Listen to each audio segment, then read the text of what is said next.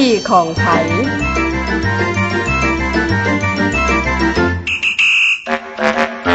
อ๋อ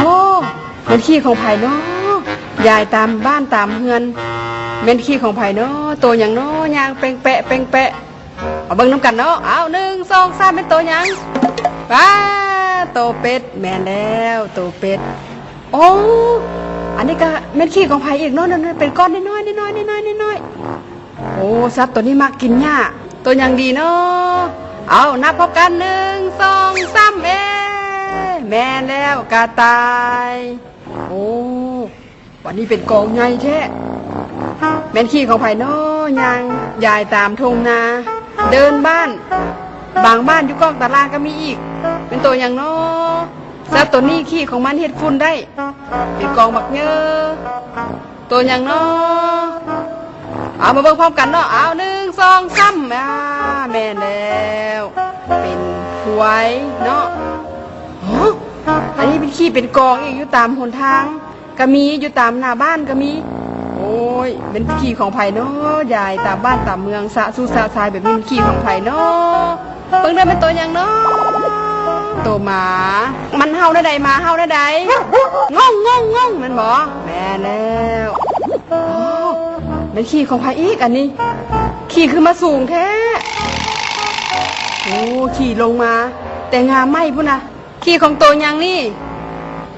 เบิ่งเด้อ1 2 3แม่แล้วขี้ตัวลิงตัวลิงแม่แล้วตัวลิงนี่อยู่สูงเนาะอ้าวมีอย่างอีกขี้ของไผอีกน้อย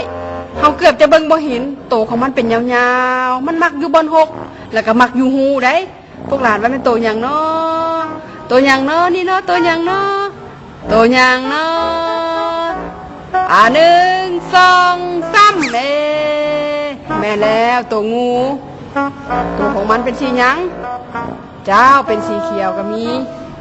หลายๆสีเนาะอ้าวมันขี้ของไผอีกอันนี้ตัวนี้มันมักอยู่คอกเหม็นตัวหยังพวกหลานว่าอาหารของมันเป็นห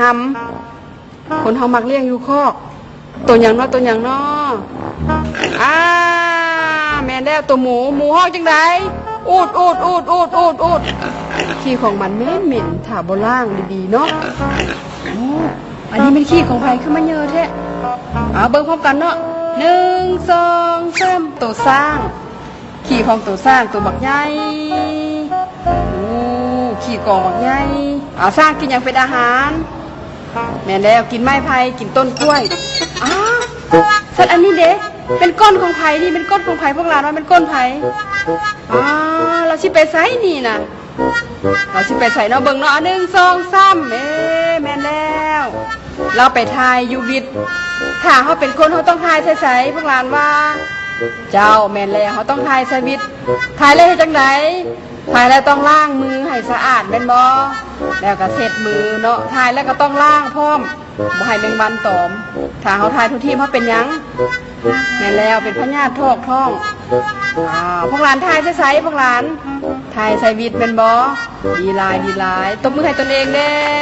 เรื่องขี้ของไผก็หมดเท่านี้